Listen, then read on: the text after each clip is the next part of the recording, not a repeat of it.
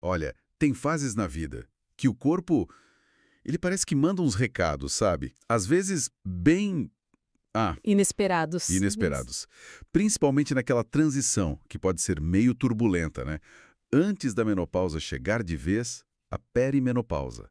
A gente ouve muito falar de declínio, de perda de desejo. É a narrativa mais comum, sem dúvida. Pois é. Mas e se de repente a coisa vira? E se a libido vai a 1000? Hoje a gente vai mergulhar fundo numa história que apareceu online. Alguém com 50 anos sentindo a perimenopausa bater na porta. E de repente, pá! A libido em modo turbo. Uhum. Se sentindo poderosa, atraente, sabe? Aventureira. E notando que chamava mais atenção, foi tão intenso que ela ficou, ué, sou só eu? E quis celebrar essa redescoberta do sexo depois dos 50. Ela até brincou com uma figura pública que teria passado por algo parecido, libido lá em cima. Só que no caso da famosa teve perda de peso junto, o que não rolou com ela.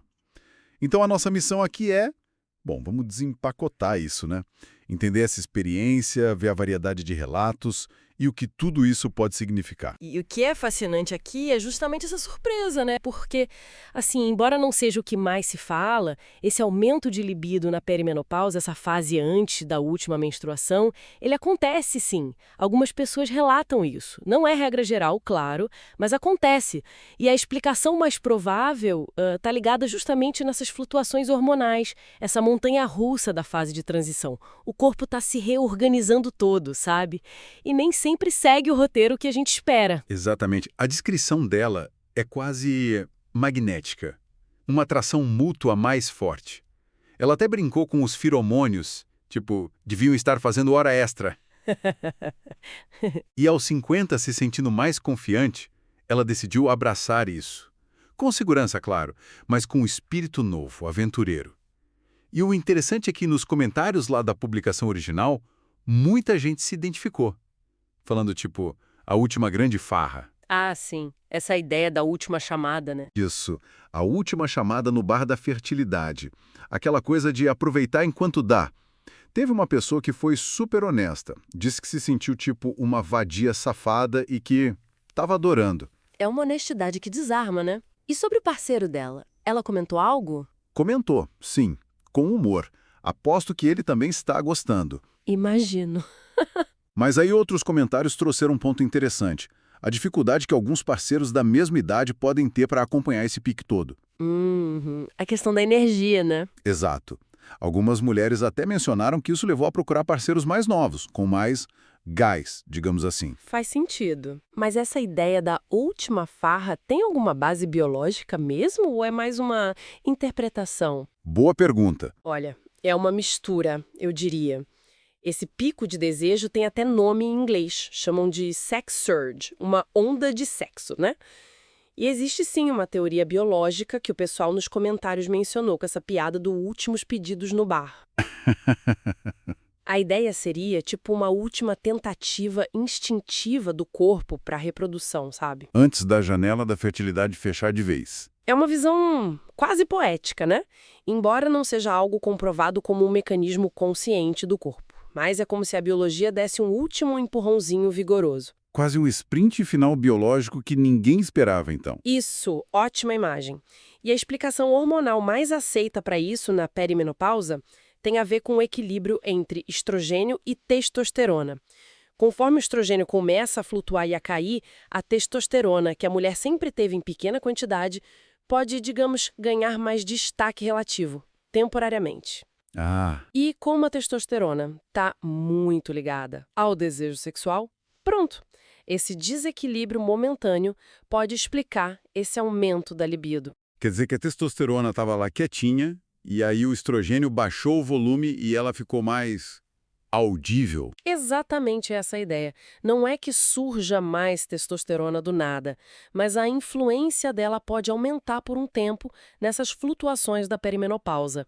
Mas, e aqui vem a parte da montanha-russa que você falou no início, Ah, lá vem. o que sobe geralmente desce. E é aqui que a história muda bastante para muitas pessoas, como ficou claro nos comentários. O aviso era sempre: aproveita. porque esse pico da perimenopausa muitas vezes some ou diminui muito depois que a menopausa mesmo se instala. Quer dizer, depois de um ano sem menstruar. E os relatos dessa descida, nossa, são fortes. Muita gente falando de choque, decepção. Eu li coisas como, meu Deus, é tão verdade, queria tanto que alguém tivesse me avisado que ia cair a pique depois. Ou aquela descrição bem gráfica, entrar na menopausa total, só se ouvem os grilos. Nossa, que imagem! E uma pessoa que disse ter sido insaciável por um ano, e de repente foi como se o corpo tivesse simplesmente desistido da festa. É um contraste muito grande, né? É um contraste brutão. E se a gente conectar isso com a fisiologia da pós-menopausa, essa mudança faz sentido biologicamente falando. Depois da última menstruação, os ovários diminuem drasticamente a produção de estrogênio e também de testosterona. Os níveis hormonais estabilizam, sim, mas num patamar bem mais baixo que antes. E essa nova realidade hormonal é a causa principal da diminuição da libido que muitas sentem. Mas não é só a libido, né? Não, claro. Vêm outros desafios físicos junto que acabam impactando a sexualidade também, imagina. Exatamente. A queda do estrogênio afeta vários tecidos, inclusive os da área genital. Pode dar secura vaginal, ardor, desconforto ou até dor na relação. Hoje a gente chama isso de síndrome gênito-urinária da menopausa, a SGM. Pode ter também atrofia, sabe? Os tecidos da vagina, da vulva, até do clitóris ficam mais finos, menos elásticos. E aí, como consequência, os orgasmos podem ficar menos intensos ou mais difíceis de alcançar.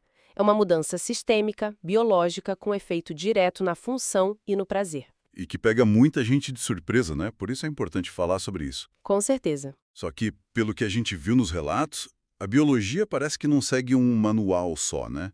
Porque enquanto umas têm esse pico, outras, nossa, descrevem o oposto total. Gente que sentiu a libido sumir ou até ter aversão a toque físico.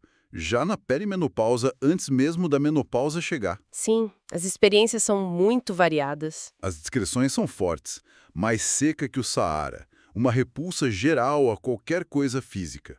Teve uma que disse, não quero nem chegar perto de homem com vara de 10 metros. Nossa! É muito intenso. E uma mulher de 43 anos falando que já se sentia uma bruxa velha. E do outro lado da moeda, a gente vê relatos como o de alguém com 61 anos dizendo que se sente como se tivesse 20, sexualmente falando. Pois é. Ou aquela que notou um aumento da lubrificação antes da menopausa para depois enfrentar a tal da SGM. É uma confusão de sinais. É uma variedade enorme de experiências. Como pode a mesma fase gerar reações tão opostas?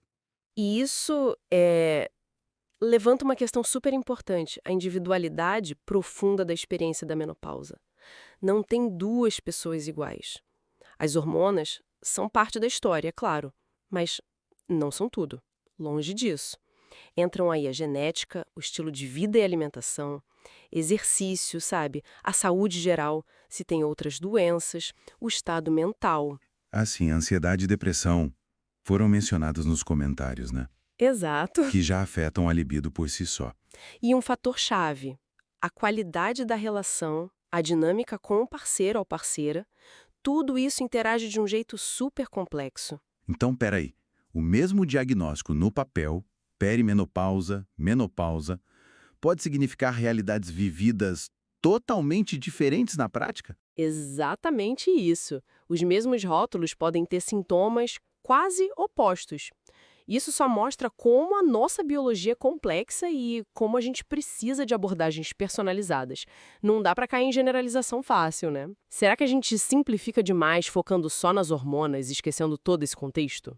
Fica a reflexão. Felizmente, onde tem desafio, tem gente buscando solução, né? E compartilhando. Os relatos mostraram um monte de estratégias que as pessoas encontraram. A gente podia talvez agrupar essas estratégias para entender melhor. Que tal? Sim, acho uma ótima ideia. Vendo os comentários dá para ver umas categorias principais, né? Beleza. A primeira que salta aos olhos é intervenção hormonal. Muita gente falou da TRH, a terapia de reposição hormonal, no geral. Mas teve menção específica também, testosterona, por exemplo. Parece que ajuda bastante na libido para algumas. Usam em creme, implante, os pellets. Uhum. Só que teve um alerta importante sobre dosagem excessiva que pode dar problema. Mas os comentários eram tipo, testosterona ajuda muito, ou me trouxe de volta a vida no corte. É uma ferramenta importante para muitas. E para secura, para atrofia, a esses gêmicos se falou, o estrogênio vaginal em creme foi muito citado como eficaz. É. A lógica por trás dessas terapias é bem direta. Repor ou reequilibrar as hormonas que caíram, né? Estrogênio, testosterona, atacando a causa biológica da baixa libido, da secura. A TRH sistêmica, geral, ajuda em mais sintomas da menopausa. Já as terapias locais, como os cremes vaginais, agem mais direto ali na saúde genital. Mas é fundamental ter médico acompanhando, certo? Alguém comentou algo como, procure um bom médico que entenda de hormonas e te coloque nas doses certas. Isso é crucial. Ele vai pesar riscos e benefícios para cada caso, não é receita de bolo e precisa de acompanhamento. Certo. Mas não é só hormona, né? Vimos outras coisas, tipo uma segunda categoria talvez mais focada na resposta física local, sem ser só hormona tópica. Por exemplo, falaram das injeções de O-shots. O que é isso exatamente? Então, as O-shots usam o PRP, plasma rico em plaquetas. Tira o sangue da própria pessoa, processa e injeta esse plasma rico em fatores de crescimento ali na região do clitóris e da vagina. A ideia é que esses fatores ajudem a rejuvenescer os tecidos, melhorar a resposta sexual, sensibilidade, orgasmo. É uma técnica mais recente, ainda está sendo estudada, mas algumas relatam benefícios. Interessante. E mencionaram também creme tópico de sildenafil, que é o princípio ativo do Viagra para a mulher. A lógica é a mesma dos masculinos, de melhorar o fluxo de sangue. Exatamente. A ideia é que, aplicado ali na região genital, ele aumente o fluxo sanguíneo local, o que, teoricamente, poderia melhorar a excitação, a lubrificação. Assim como as O-shots, ainda é uma área com pesquisa em andamento, mas que algumas pessoas experimentam, claro, com orientação médica. E além dessas coisas mais médicas, teve uma terceira categoria, né? Mais ligada a estilo de vida, adaptações. Coisas como suplementos. Alguém falou que corrigir a anemia com ferro M melhorou a energia, até queda de cabelo. O que ajuda no bem-estar geral, né? Talvez na disposição. Sem dúvida. Outra disse que diminuir cafeína ajudou muito com as ondas de calor, que é outro sintoma que pode tirar vontade de qualquer coisa, né? Com certeza. Essas abordagens complementares são super importantes. Melhorar a saúde geral, controlar outros sintomas chatos da menopausa, fadiga, insônia, ondas de calor, tudo isso pode ter um impacto positivo, mesmo que indireto, na libido. Olhar para o corpo e para a mente como um todo, né? Faz toda a diferença. E dentro disso, entram as adaptações na própria sexualidade. A masturbação foi valorizada, alguém disse, jogar sozinha também passou a ser o mais legal. Autoconhecimento, né? Swing foi mencionado por quem sentiu uma necessidade que não estava batendo com o parceiro, outras falaram em focar mais na conexão mente-corpo, alma, explorar outras formas de intimidade, ter uma atitude de persistência, de buscar solução, que é muito legal de ver. Sim, essa persistência é admirável mesmo. A gente viu relatos de mulheres com 58, 61, até 70 anos dizendo que mantêm uma vida sexual ativa satisfatória, mesmo que exija, como alguém falou, o trabalho diário, ajuda de tratamento, adaptação. Isso quebra totalmente aquele mito de que a menopausa é o ponto final para a vida sexual. Existem ferramentas, estratégias e, principalmente, existe a chance de encontrar ou reencontrar prazer e intimidade nessa nova fase. E claro, essa reviravolta toda, física, hormonal, emocional, mexe muito com as relações e com a autoimagem, né? Os relatos tocaram demais nisso. A gente ouviu de casamentos que não aguentaram a diferença de desejo, maridos que não acompanhavam o ritmo na perimenopausa, e aí algumas foram namorar homens mais novos ou até rolou divórcio. É um impacto grande. Mas também o contrário. Teve relato de melhora incrível na intimidade do casal. Uma pessoa descreveu como ter encontrado o tudo que eu sempre quis no casamento, justamente nessa fase. Que interessante! É fascinante como uma mudança biológica vira um gatilho para reavaliar tanta coisa na vida pessoal, na relação, a forma como a pessoa se vê, a autoimagem, a confiança pode mudar muito e como ela se relaciona com o outro também. Sim. Muitos comentários sobre redescoberta sexual, confiança aos 50. Alguém disse, agora sei mais, faço melhor. Se sentindo mais aventureira. E aquela história ótima da mulher que recebeu um elogio de um barista bem mais novo e ficou excitado o resto do dia. Mostra bem essa redescoberta do próprio poder de atração, né? Idade não importa. Exato. Até a orientação do desejo foi mencionada, sabia? Algumas falando de um interesse maior por mulheres surgindo nessa fase. Olha só! Realmente, muitas transformações. E no meio disso tudo, a autora do relato original falou do alívio que sentiu ao ver que não estava sozinha. Isso mostra o poder enorme da comunidade, da validação. Sentir que a sua experiência, por mais estranha que pareça, é normal porque outras passam por isso. É terapêutico, fortalece. Só que essa necessidade de validação também esbarra numa coisa chata: o medo de julgamento. A autora e outras falaram que receberam downvotes, comentários negativos, só por falarem abertamente de libido alta nessa idade. Uhum. O tabu ainda existe, né? Parece que sim. Desejo feminino ativo, assumido, especialmente depois de uma certa idade, ainda incomoda.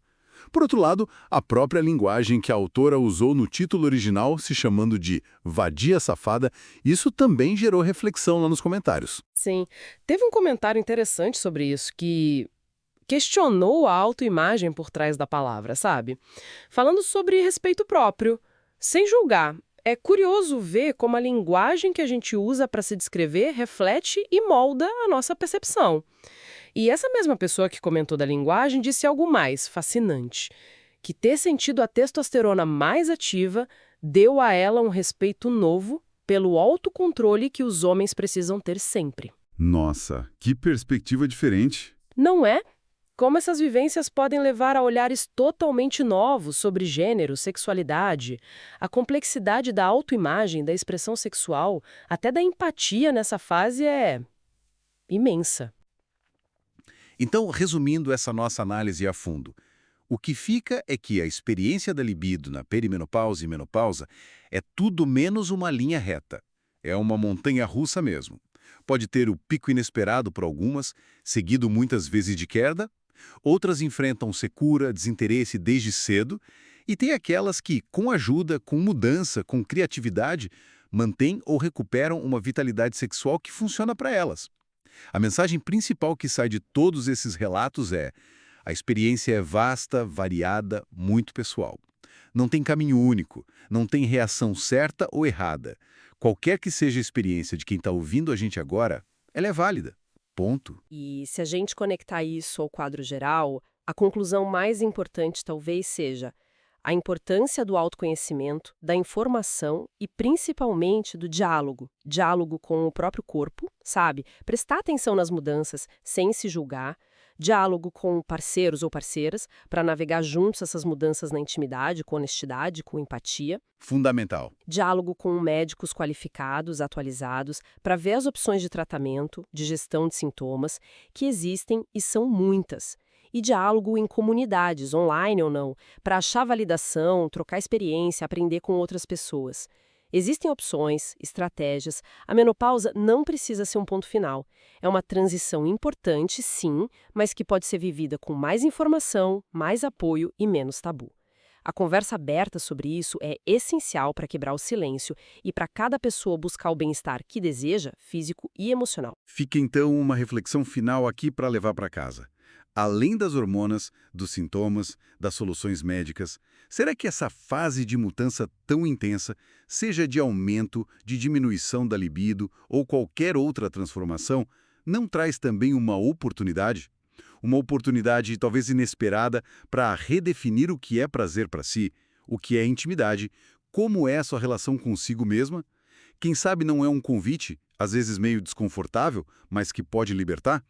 Para descobrir novas formas de desejo, de conexão, de autoconhecimento, que vão muito além do que a gente esperava ou conhecia antes dos 40, 50 anos. Algo para pensar.